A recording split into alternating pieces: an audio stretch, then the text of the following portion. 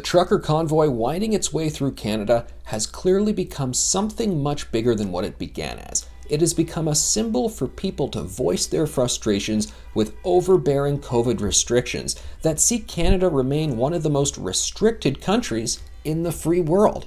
This originally began as opposition to the trucker vaccine mandate, and it began really as an industry discussion, a technical discussion where industry analysts, people who know about supply chains, are saying, hold on a second, you don't want to bring in this rule almost 2 years into this where most people are vaccinated, most truckers are vaccinated, but if you're going to bring in a rule like this, it will cause disruption for the supply chain.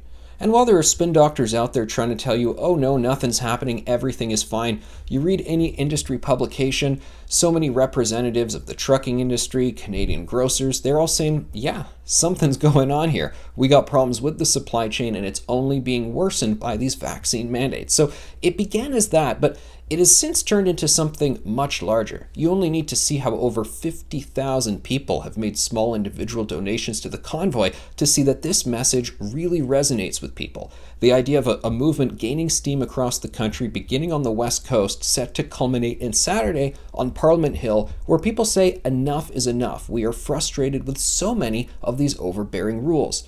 Look, it's been almost 2 years now, and we have seen all of these various successive rules brought in, and to see a mandate be brought in now, I think it's really frustrating to a lot of people, because now should be the time where we stop adding new layers, instead we peel back the layers. Most people have their vaccines. The Omicron variant have thankfully proven milder than previous variants. A lot of good news out there to celebrate, but instead Canadian officials, they don't want to acknowledge this stuff. And yes, it is unique to Canadian officials. In the United States, regardless of what part of the country, Democrat, Republican, they are finding ways to make productive steps forward. They have far fewer overbearing rules. The United Kingdom has just said, we're pretty much done with all COVID restrictions. Here in Canada, well, you've still got jurisdictions under lockdown, like Ontario and Quebec facing onerous rules. When Ontario gets out of lockdown finally, they're going to have rules like in the movie theaters, you can't buy popcorn. Because they don't want people taking off their masks, even just for a second.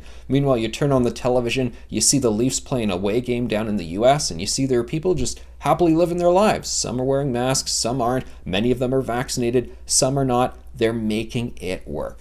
And yet here, broad-based rules and restrictions that seem to just be getting more aggressive in some sense. And I think that's what a lot of people are saying. I'm frustrated.